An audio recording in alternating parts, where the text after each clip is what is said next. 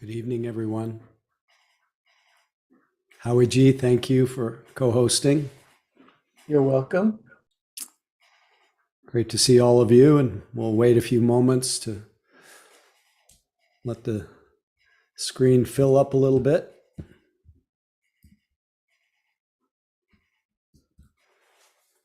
Make any technical adjustments that you need.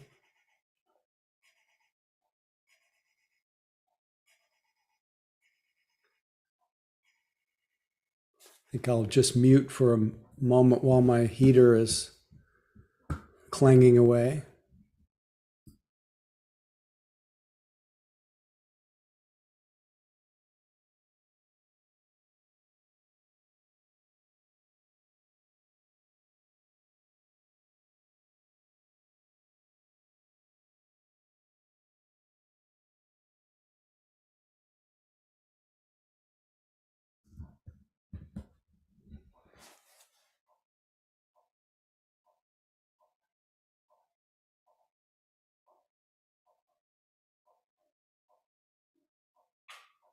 Nice to be back with you at Mission Dharma. Missed you. 2 Tuesdays in a row. And made me appreciate how much I appreciate and how much of a joy it is to meet each week, and how supportive it is in my life, and what a rare and joyous thing to have in this life of so much dukkha, so much stress, so many things to get absorbed and caught up in, to be able to unwind to what I like to think of sharing the good news that is still available here and now in any moment. Like to invite you to perhaps feel the joy of hearing each other's hellos, voices, and perhaps where you're calling in from. And then we'll practice. So, hello from Sausalito. Katie from San Francisco. Yeah. Hey, Katie. Frank. Yeah, Katie from San Francisco. Hey, Katie. Good to see you. The other side of the bridge, San Francisco. All right, Mark. Sue from Jersey. Where's Sue from Jersey? Welcome, Sue. Thank you. We got Roxy from San Francisco. She's right here. The cat. And Sabina. Hi, Sabina. I hear Sabina, and I see Laura from Maryland. Hi, Howie. Hi, Sangha. All right. Maureen from Regina. Hello, everybody. Good to see you, Noni. I'm Eugene from San Francisco. Hi, Eugene. Daryl from Lafayette. Hey, Daryl. Kathy from Lafayette. Hi, everybody. Hey, Howie. Hey. Where's Kathy? No. Hey, here. Oh, there you are. Okay. Nina from Carmel Valley. Hey, Nina. Noemi from San Francisco. Hello, Noemi. So happy you're here with us. Thank you. I'm in Dallas. Ooh. Hey, Bob in Dallas. Nice to have you with us. Keith from Berkeley. Hey, Keith. Always a pleasure. Hi, Ali from Calgary. Hello, Calgary. Ali, right? Nice to see you. Okay. John, San Antonio. Hey, John. Good to see you always. So now that we've heard each other's voices a little bit, know that we're actually living beings and not just pictures. And we each have individual lives, yet we share that common theme of being aware, conscious, and desiring to be well and happy. The implicit goal in being here on Tuesday nights, an implicit goal for our whole life, is to be happy and well. And the beauty of a sitting period is the reminder, hopefully, that happiness and wellness is not found through going, but found through settling back into the moment. That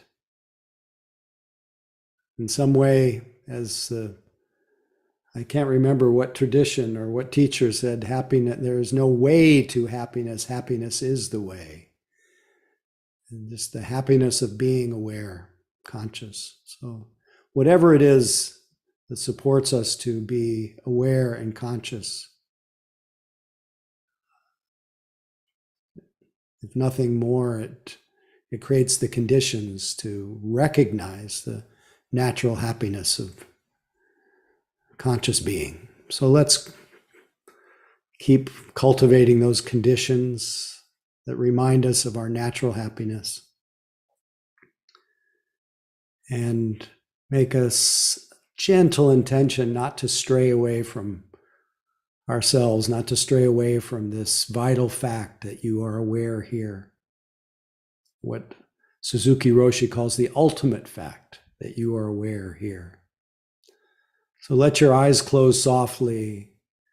And just because you closed your eyes, you don't necessarily become more aware, but you become more secluded. You close off momentarily the eye door, the door of perception called the eyes. And it opens up that inner world of feeling our body from the inside, moving beyond the concept of our sitting body to the felt sense.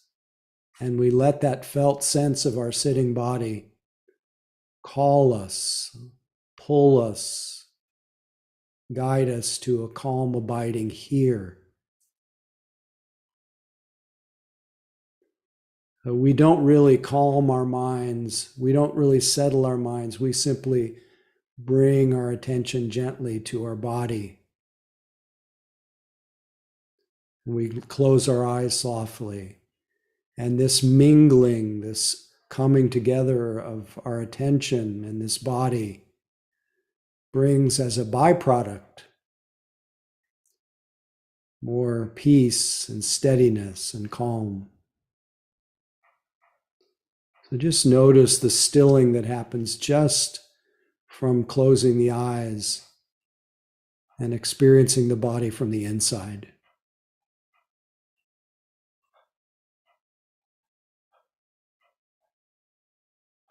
Notice how your body is breathing without making any attempt to alter it or direct it or control it. Just notice that your body is breathing. And in the end of the out-breath, there's stillness. Then there's the movement of each breath and then stillness.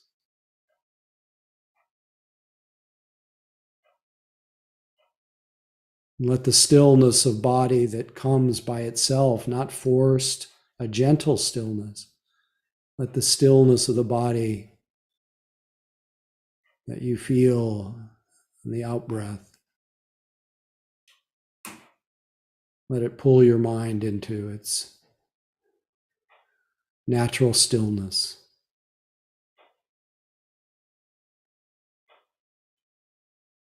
The natural emptying of our mind of its usual obsessions, and just filling our mind with the simple reality of the sitting body breathing.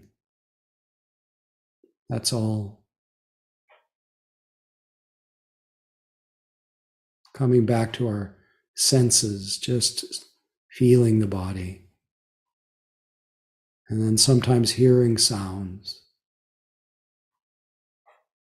Sometimes feeling the element of solidity or hardness or heaviness or temperature. sometimes feeling a mood.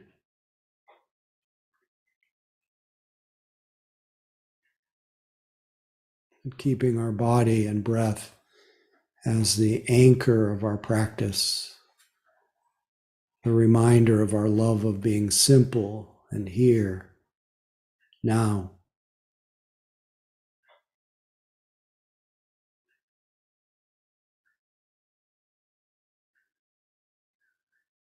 Just letting ourselves be, letting ourselves go.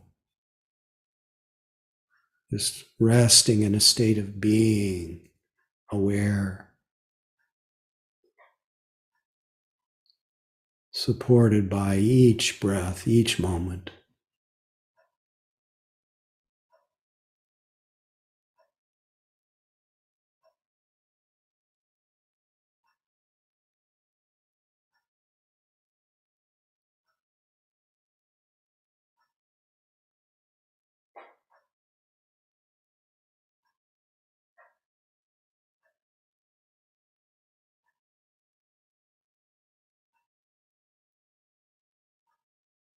Notice how in each moment of just being aware, feeling the body, how the torments of the mind, the kilesa, that's the Pali word, how the torments of the mind naturally go into abeyance, fade away.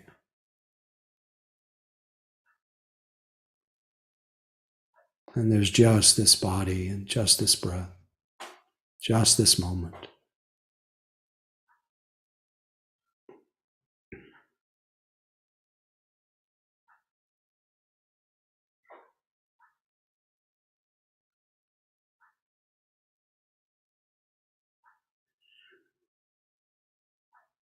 If you feel strain or tension, just give it space to just be tense and notice how the letting go, the softening happens naturally. If you're straining to make something happen, just make space for that straining mind, and you'll notice that our consciousness self-corrects and lets go. So no need to do anything or fix anything or figure anything out. Just be aware.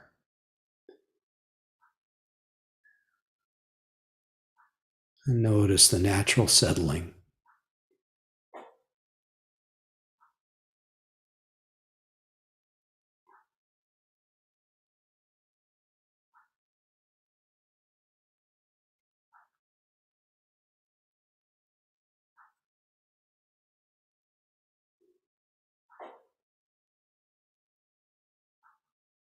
You may feel the natural residue of the overwhelm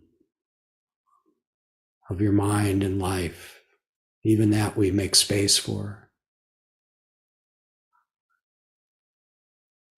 Don't try to calm it down. Just let it be, and it will calm itself.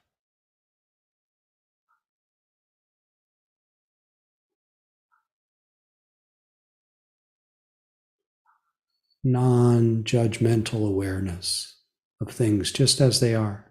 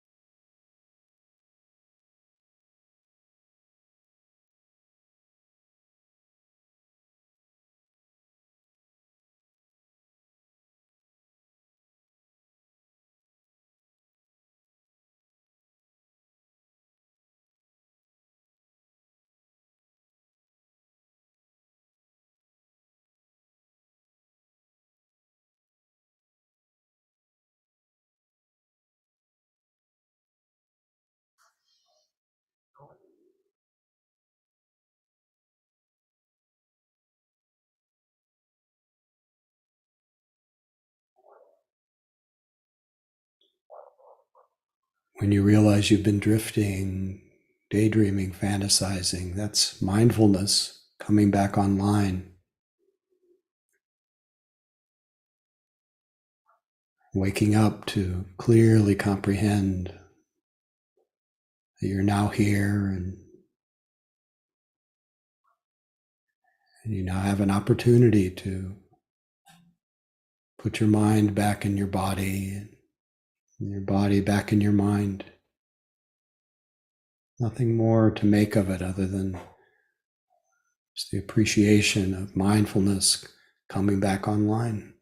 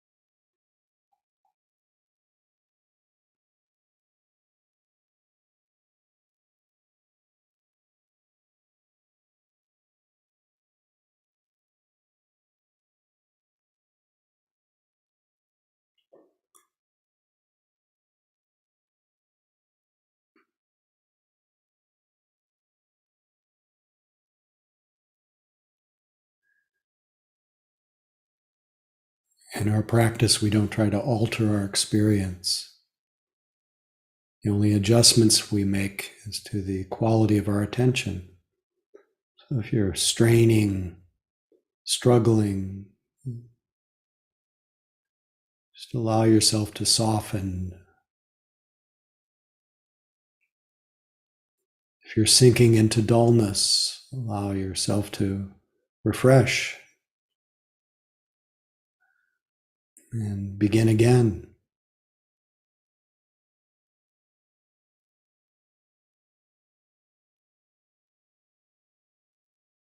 Since our practice is always arrived at in the present moment, every moment is a new beginning. It's the beginning, the middle, and the end is here, being aware, being embodied.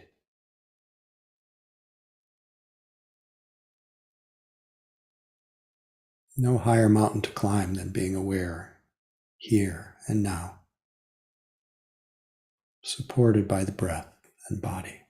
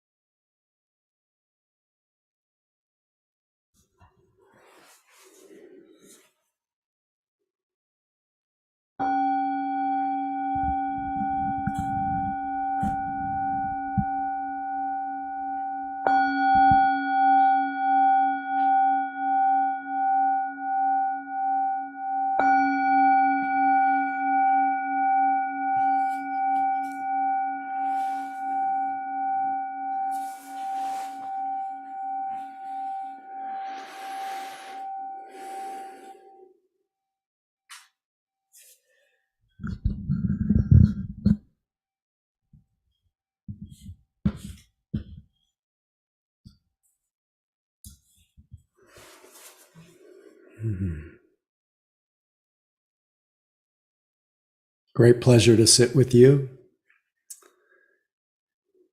It was not lost on me that knowing you were here with me sustained my practice and might otherwise have been a little more restless, more distracted, maybe less easy to sustain, but I really felt the lifting support of practicing with you. And one of the important, beautiful elements of Sangha, of community. So thank you.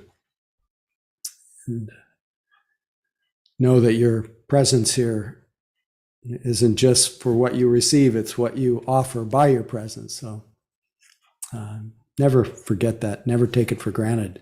I never take it for granted.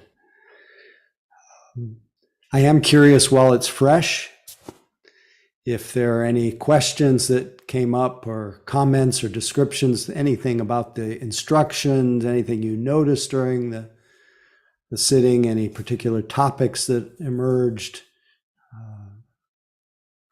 Hopefully not too theoretical, something that's alive. Love to hear from you. And feel free to use the raised hand function. And see who breaks the ice.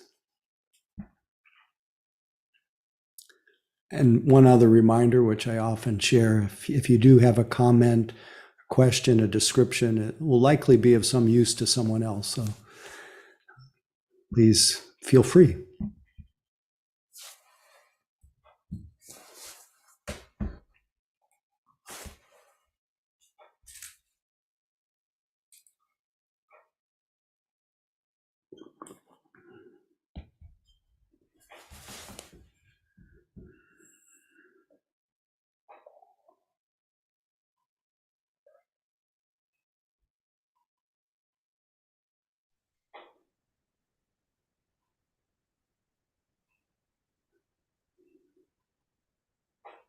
And perhaps the quiet right now is the highlight of the evening, so don't feel any pressure.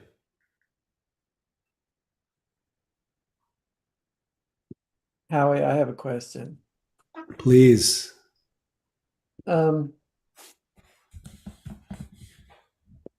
I think I know the answer, but I'd like to hear you tell it to me anyway. So just by dint of maybe aging or not being careful or whatever, I've been experiencing more pain of various pains, like the organ recital that old people give to one another. Oh, my aching this, oh, my aching that. And I know that a lot, and I'm reading about it, getting help with it and all, but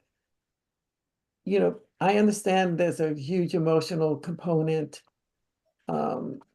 There's fear, there's remembering, so I'm out of the present a lot of times concerning my pain. But there's also in the moment stuff, and just sitting today with everybody, I'm trying to be busy congratulating myself about how often I'm noticing it. But on the other hand, it's really aside from the fact that it hurts, which isn't really the biggest thing, it's really a distraction. It's really it feels like it, I don't know, it just feels like it just gets in the way of me being able to,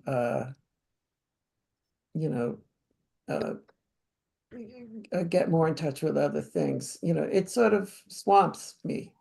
So I just wondered if you have any words. Yeah, so I appreciate the description of all of us as we age, and all humans at some point or another, at any age. Tonight I had a very strong sensation in my shoulder that was unpleasant. And I think maybe the only thing that I would recommend, and I'm not always able to do it so well myself, is to not consider it a distraction. It really is It's not just being cute, not just being cute. It is the center of the practice when that's what's predominant. And when you say it distracts you from other stuff,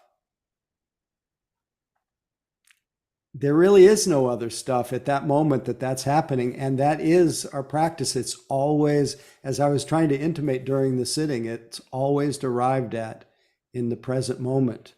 I even had with me tonight the teaching from U Tejaniya, wonderful Burmese master. He says, whatever you are experiencing in this moment is the right experience. There's no need to be happy or unhappy with what is happening, and there's no need to dislike or dislike the experience. Be happy that there is the knowing and awareness, as this itself is already wholesome. So what I did hear from both your tone and your words is that it's unpleasant, you said that, but what may be a little less obvious at times and what can become an equal object of mindfulness is, I don't like this, is the aversion in the mind, which is really the source of the stress. The unpleasantness can be wearying, but it's the reaction to it that really creates the suffering. And then that actually feeds the desire to want something else to be happening. Even though it's easy to talk about and a little more challenging to do, we just say, okay, this is the right experience. And see if I can meet this with kindness and compassion, and free of the wish for it to go away. Even though that's natural to have that, but that sometimes that little desire, it's a hidden version of I don't like this, and that actually makes it more, it turns the pain into suffering. So good luck to all of us. Thanks for naming the human condition. Sabine, so good to see you.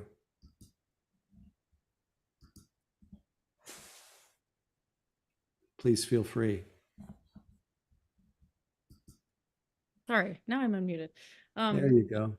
I was appreciating, I feel like I just noticed, or I don't know. So whenever you remind us that noticing the thinking it's just the noticing. And I think your metaphor tonight of it's like coming back online, the mindfulness coming back online.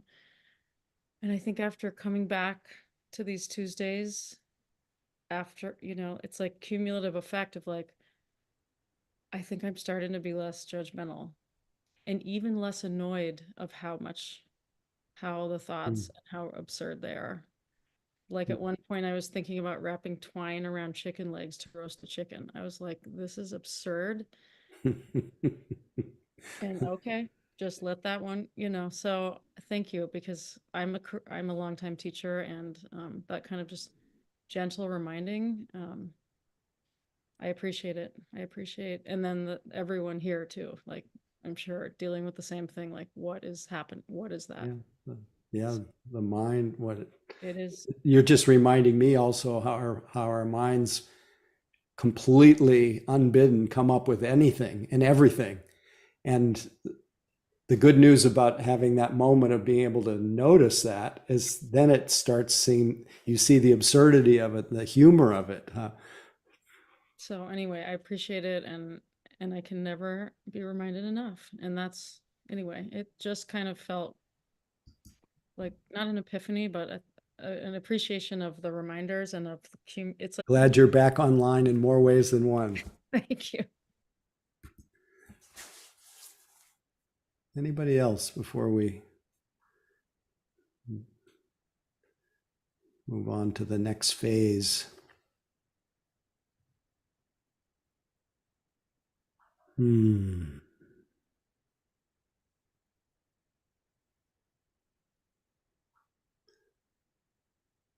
Madison, I didn't see you right away tonight, and so often your presence reminds me to hit the gong at the beginning, and didn't see you and I forgot the gong. So, but I remembered at the end. Stephen, please feel free.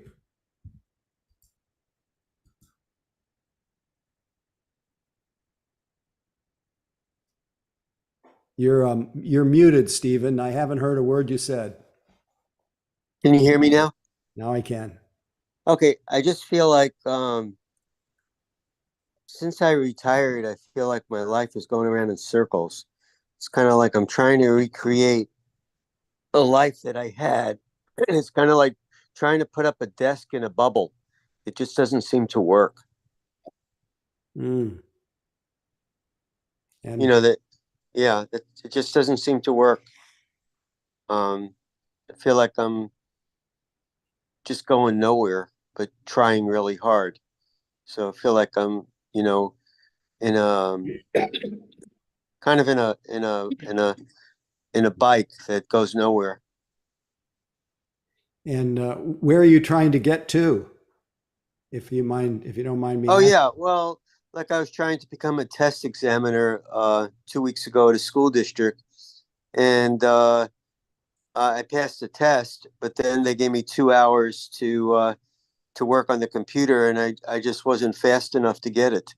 And I wasn't, nobody held my hand. It was more like, here's a computer, and you got more or less 12 to 20 things to do at once, and I wasn't able to do it. So So they let me go. I see. So with that, you Rejected. felt rejected. Yeah.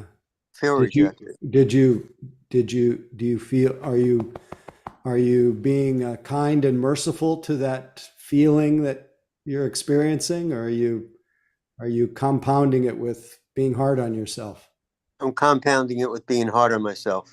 Stop it. Stop it.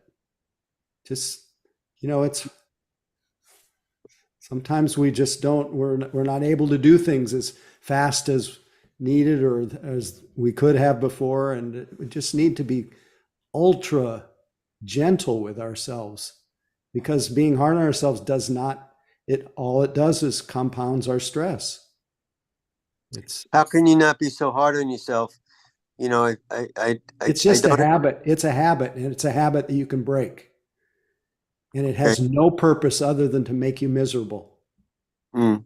Even if the intention is to kind of help you live up to some kind of impossible ideal, it never works.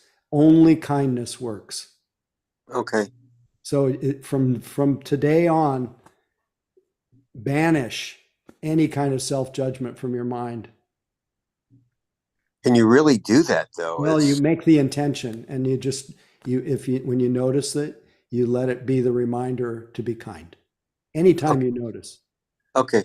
Thank you so much. Kind and attention. Know what your mind is doing, and then turn everything into kindness.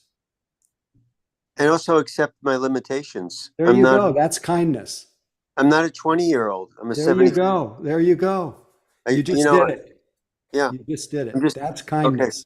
Okay. Seeing Very things good. as they are. Yeah, I'm not a 20-year-old. Yeah, not. that is the same as kindness. Thank you. Thank you. And sorry that you had to go through all that, and that we all have to go through it. So you're not alone.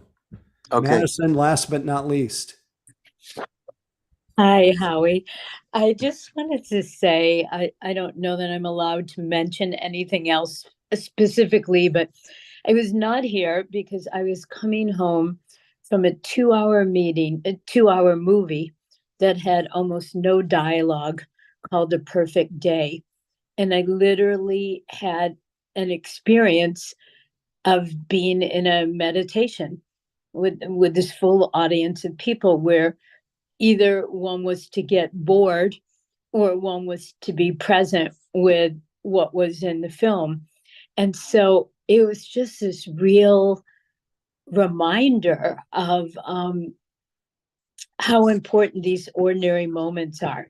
And it was a very unusual experience, and I'm very shocked that it's getting wild reviews, and that the younger people in the audience seemed to really get something out of it. I didn't talk to anybody my age, but I talked to some young women and I was shocked that they were gasping. So I just think that's kind of an amazing thing, really. I mean, who goes to the movies where there's almost no dialogue and you just have to be present? So I think I was doing a meditation. Well, two things. It's a great endorsement of the movie, and a good demonstration of meditative insight that the simple moments of being present are so precious, and there's nothing that can improve on them. Yeah, which is what I got from what you said. So thank you. Thank you. And, maybe I'll go see it. Anyway, I think before I go into any kind of stray thoughts for the night that I felt inclined to share, I thought we would do the announcements. So Howie, are you the announcement? Yes, I am the announcer. Announcer, thank you. Okay, well, I have three things I want to update you folks on. Try to make it quick. They're exciting. Well, at least two of them are exciting. Donna, first and foremost, Donna, we need to be reminded that this song has been here for over 35 years because of the financial support that we support it with. It's one of the basic tenets of the faith, or the practice, I guess I should say.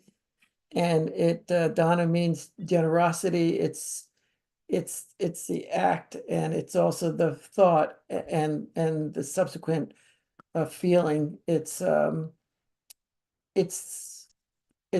keeps this thing going. It's been keeping this Buddhist practice going for forever. It's fair to say forever. So our Sangha needs you folks, the folks who can, to contribute. There are various ways to do it, and I will put the contact ways as a link in the chat in a moment. It's also you can find a way to do it by just looking at the email that you likely got today. That's probably how you clicked on to this, either Zoom or YouTube. So thank you in advance, and I appreciate it. The next thing is that Howie's going to be doing a in-person live day-long coming later this month on the 24th, Saturday the 24th. For those of you who are in San Francisco or who can hitchhike, ride, fly, drive, bicycle there, it's highly recommended. Howie's going to be doing oh my gosh, I forgot the name of it, but it has to do with peace. A peace offering. Yes, peace offering. And it will be at Fort Mason in a lovely environment and a lovely site. And it's going to last from 9:30 to 4, with a chance to get together a little before, a break for lunch, and probably a little schmooze time later.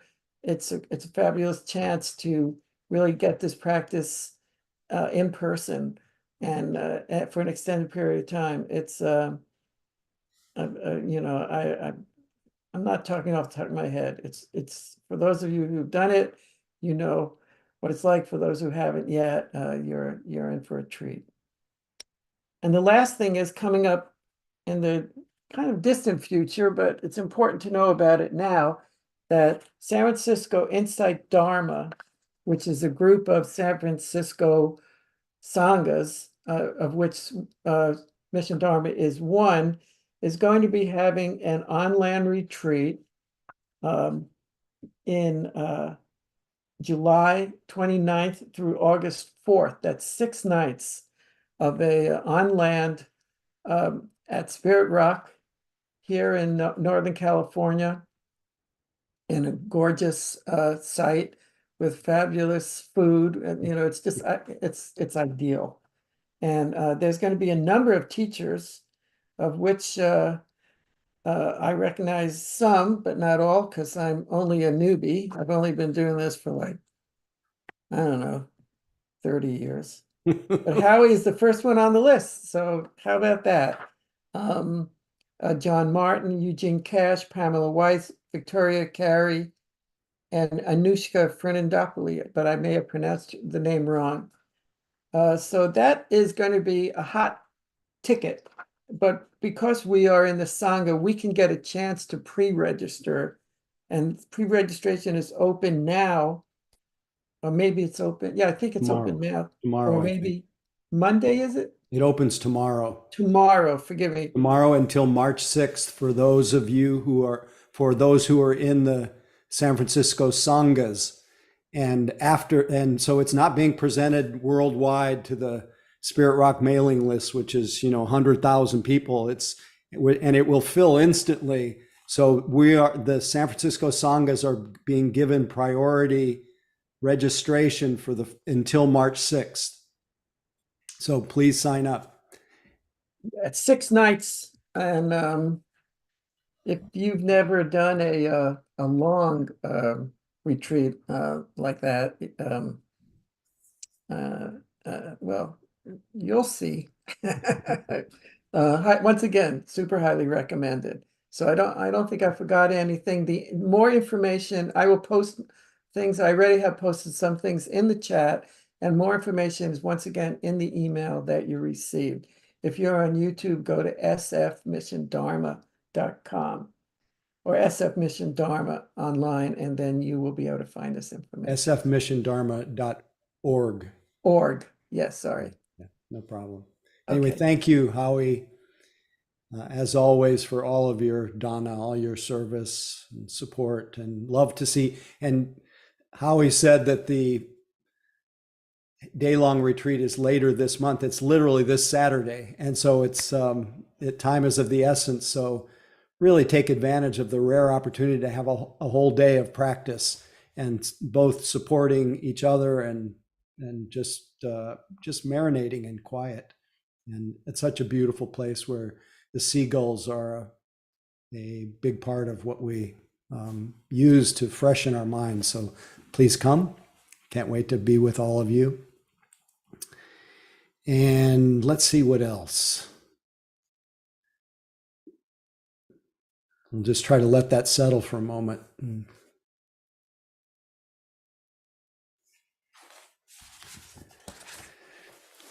Yeah, our time is a little short, but I want to just tell you what was on my mind today.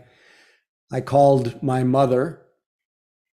I have the great good fortune of having a living mother who's almost within a few months of being 98 and who has her wits about her at this age. And just on a lark, I just said, "What should I talk about tonight?" And I found her answer really interesting.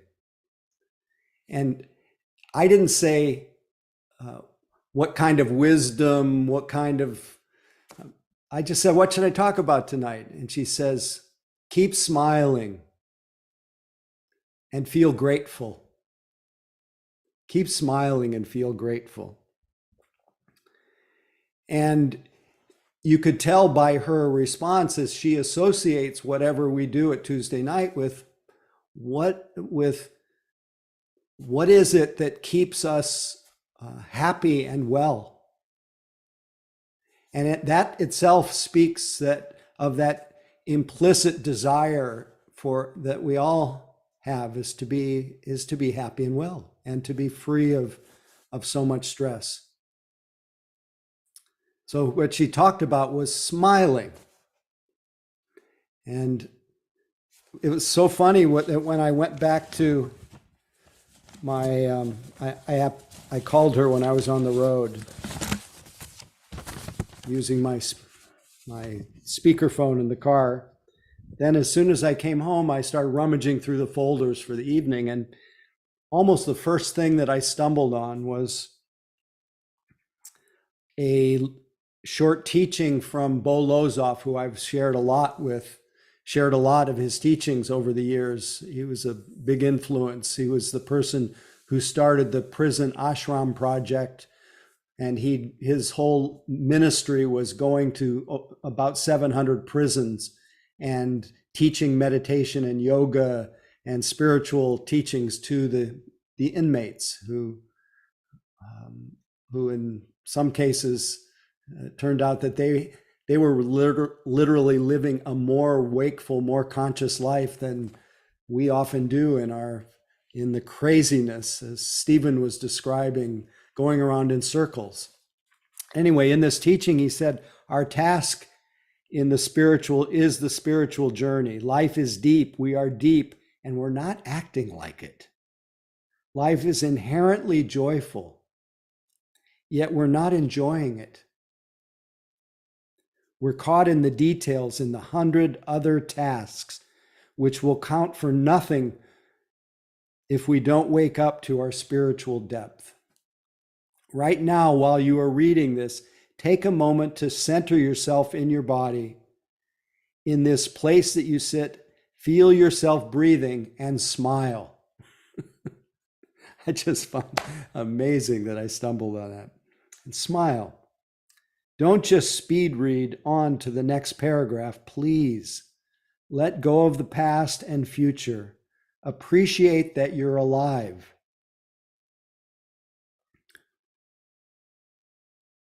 Appreciate that you're alive. Appreciate knowing how to read. Appreciate knowing about spiritual wisdom. Bring a soft smile of gratitude into your heart and onto your face. So here's Bo Lozoff echoing what my mother had just said. The wisdom of the ages that we can easily forget while we're busy being reactive and complaining. And it tells us that our attitude, it tells us the way that we think really determines our sense of well-being.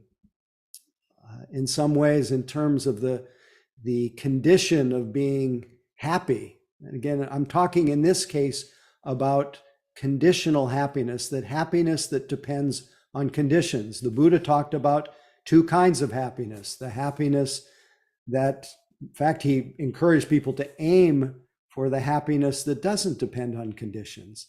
That to discover in ourselves that place that is unconditionally happy, that is well intrinsically, that the meditation always points to and always arrives at in the present moment.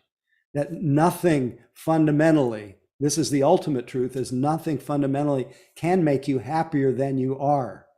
That is your natural state. And to get to know that, but he also speaks about our conditioned happiness, happiness that depends on conditions. And it seems paradoxically, and it's all over the teachings, that only those who condition their mind to be well and happy, that condition their lives to be onward leading toward well-being and happiness, tend to realize that unconditional happiness, tend to have enough ease of being in their consciousness for long enough to recognize that nothing can make us happier than we are right at our root. But you can't leave out all the conditions that lead to happiness. And that includes knowing all the conditions that lead to stress and lead to suffering. So example, how you think, whether you smile, whether you feel grateful, whether you mostly attune to what's wrong with things rather than to see the beauty of things. It doesn't mean that you ever deny the things that are so horrific in this world. That the world is marked by that which is horrific. It's universal. But in order to be well, even in the midst of that, unconditionally, even in the midst of all the sorrow, it's important, it's essential that we cultivate a foundation of conditional happiness. And part of that is smiling and being grateful. and knowing how even in a moment of putting that soft smile on your face, feel the gratitude for being together tonight. Something in us releases, something in us relaxes. Maybe momentarily when somebody says something like I'm saying, you'll say, oh, maybe that's true for you. You may, your cynical side, your reactive side may come up, but if you just play with it a little bit, you'll find that these little gestures of just turning your mind toward happiness, turning to your mind toward gratitude makes a huge difference. And in general, attitude. This is from another 92-year-old that I also thought of this afternoon. A story that someone sent to me many, many years ago. A 92-year-old, petite, well-poised, and proud lady who is fully dressed each morning by 8 o'clock with her hair fashionably coiffed and makeup perfectly applied, moved to a nursing home. Her husband of 70 years recently passed away, making the move necessary. After many hours of waiting patiently in the lobby of the nursing home, she smiled sweetly when told her room was ready. As she maneuvered her walker to the elevator, I provided a visual description of her tiny room, including the eyelet sheets that had been hung on her window.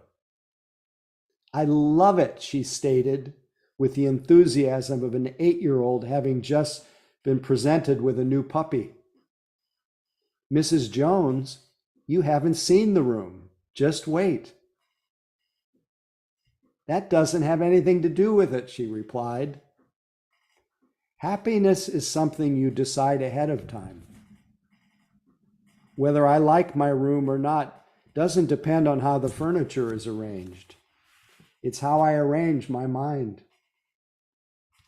I already decided to love it. It's a decision I make every morning when I wake up.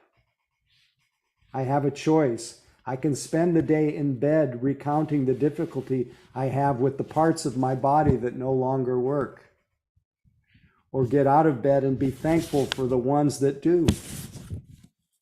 Each day is a gift, and as long as my eyes open, I'll focus on the new day and all the happy memories I've stored away, just for this time in my life. She went on to explain, old age is like a bank account. You withdraw from what you've put in.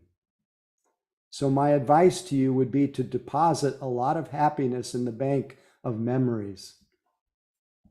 Thank you for your part in filling my memory bank. I am still depositing.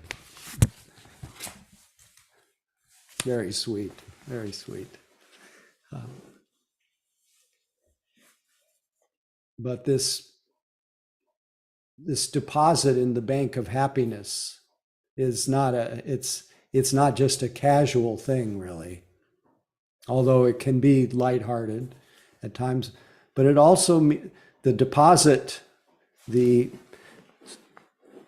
currency of deposit that we use is attention and kindness. That's the heart of what we do here. And when I was thinking about this today, the deposits that we make, I was thinking about the people in my life who I support and work with, and there's a real preponderance, I think, maybe in our whole culture, but there seems to be, in my orbit, there's a preponderance of a lot of anxiety, a lot of worry. People are anxious. People tend to have anxiety. They tend to have chronic anxiety. And I notice that when I hear people, many of the people that I know describe the things that what's happening in their life, they'll usually describe their situation. And they'll describe their work, they'll describe their relationships, they'll describe everything but the feeling of anxiety itself. And it is the closest thing, maybe the most important thing to deposit in that bank of happiness. The most important thing is the mindful attention of the primary experience that is being had. And that's the feeling of anxiety. It's the feeling of discomfort. It's seeing how it's felt in real time, in this body, in this moment. And it turns out that lack of depositing attention to the body tends to feed this experience of anxiety. And because when anxiety is not attended to, naturally, here we have to put on everybody on mute if you don't mind. Howie, if somebody could do that, mute everyone.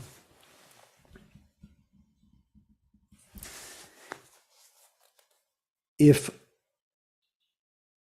we are unaware of the experience of anxiety or worry or restlessness or agitation or any of the different manifestations of dis-ease, the tendency is to offload whatever that feeling is onto an object, to project it onto our work, onto our relationships. And pretty soon we can, with that feeling of anxiety, we can build an enormous case almost for anything being overwhelming and hard to bear, and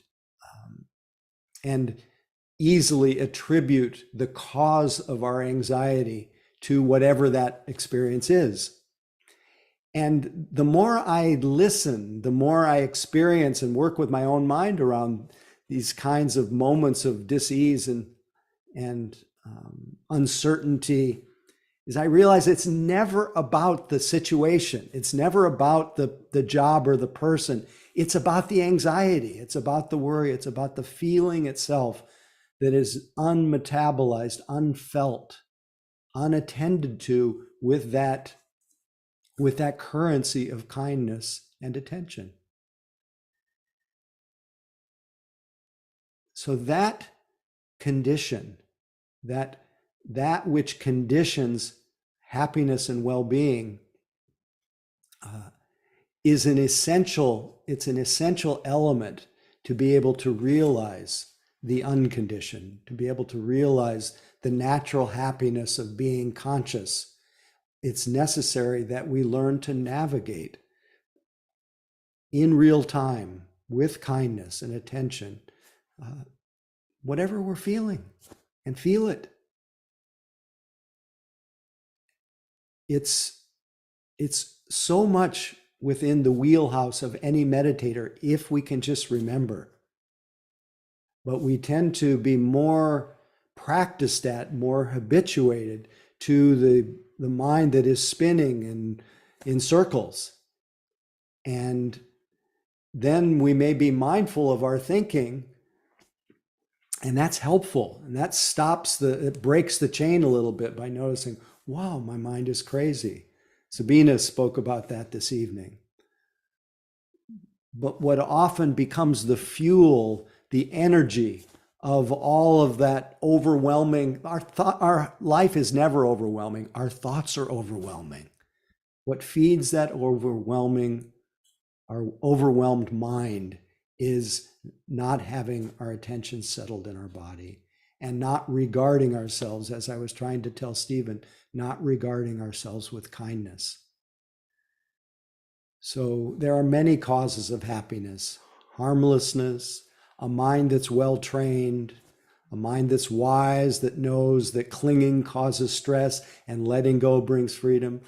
But at the heart of it, all of that is fulfilled if we just keep depositing mindfulness and kindness in our bank of memories, in our bank of life, so that we can both have conditional happiness, the happiness that depends on our lives being arranged and our minds being arranged in a way that's more conducive for well-being, and unconditional happiness, to be able to recognize that that within us, in the midst of whatever it is, that there is within us an invincible peace, and that you are, and that we are really never apart from, but we only imagine that we are. So may we all be liberated, may we all be happy, and may we all smile and be grateful. So thanks for listening, and thanks for your support. And I want to see all of you, as many as can fit in the room, on Saturday, the 24th at Fort Mason. And thanks, Howie, for co-hosting tonight. And please feel free to say goodnight to each other and sign off. Thank you, Howie. Pleasure. Thank you. Thank you, Noemi. Thank you. Bye, everyone. Thank you. Bye-bye. Thank you. Thank you, Goodbye. Howie. Good night, everyone. Good night, Thank you, everyone. Howard. Later. Thank you. Good job. Thank you.